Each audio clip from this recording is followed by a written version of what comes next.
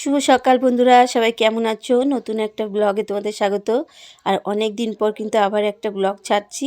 তো এইটা অনেক দিন ধরে জমে রয়েছে, তোমাদের ভয়েস দিতে হবে বলে আমি ভিডিওটা সময় পাচ্ছিলাম না ভয়েস দিয়ে ভিডিওটাকে রেডি করার, তো ওই জন্য ছাড়তে দেরি হয়ে যাচ্ছে।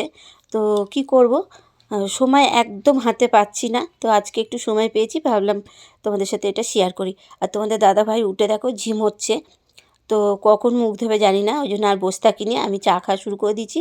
আর মেয়েও এদিকে ঘুম থেকে উঠেই ফোন দেখতে শুরু করে দিয়েছে। তো চলো, পরে আবার দেখা হচ্ছে। চলে আসলাম বিট গাজরের রস করতে।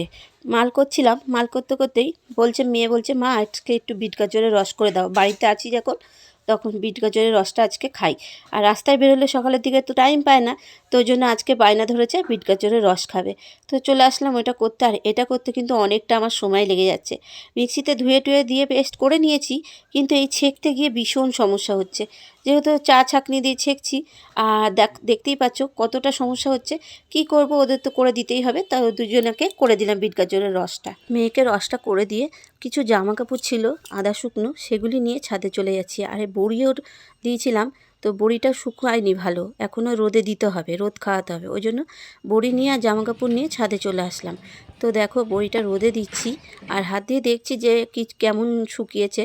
দেখতে তো অসাধারণ হয়েছে, এখনও সেইভাবে উঠছে না, জানি না ঠিক মতন উঠবে কি না বড়িটা, বুঝতে পারছি না। ড্রাগন ফলের গাছটা দেখছিলাম যে অনেক দিন হলো, প্রায় 1 বছরের উপরে, ফল এখনও দেয়নি। ডালপালা চারিদিকে দু একটা বেরিয়েছে।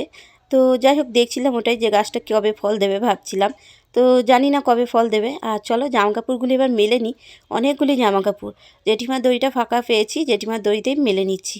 তো সমস্ত জামা কাপড়গুলো এক এক করে মেলে দিয়ে, আর এদিকে মেয়ে ছাদে উঠলে আর নামতে চায় না। তো ওকে বলছি চ নিচে চ, ছাদে থাকতে হবে না। তো অনেকটা বেলা হয়ে গেছে, ওই জন্য ভাবলাম রান্নাটা বসিয়েই দিই। তার জন্য দেখো বসিয়ে দিয়েছি রান্নাটা। আর এদিকে আমি সবজিগুলিও বানিয়ে নিয়েছি।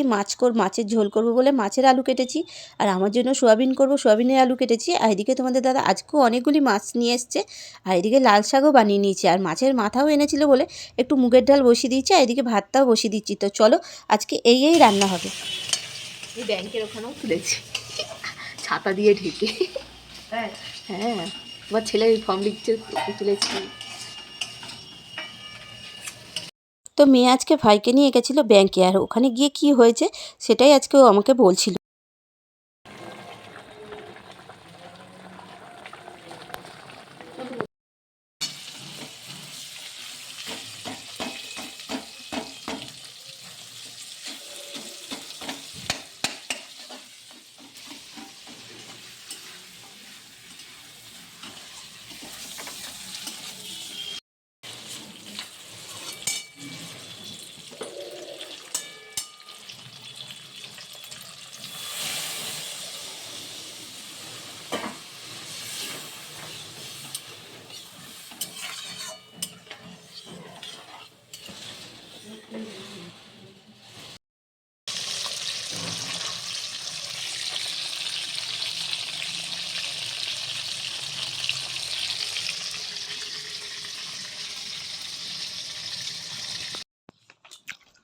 মাছ আনতে বসতে পারবো না আজকে।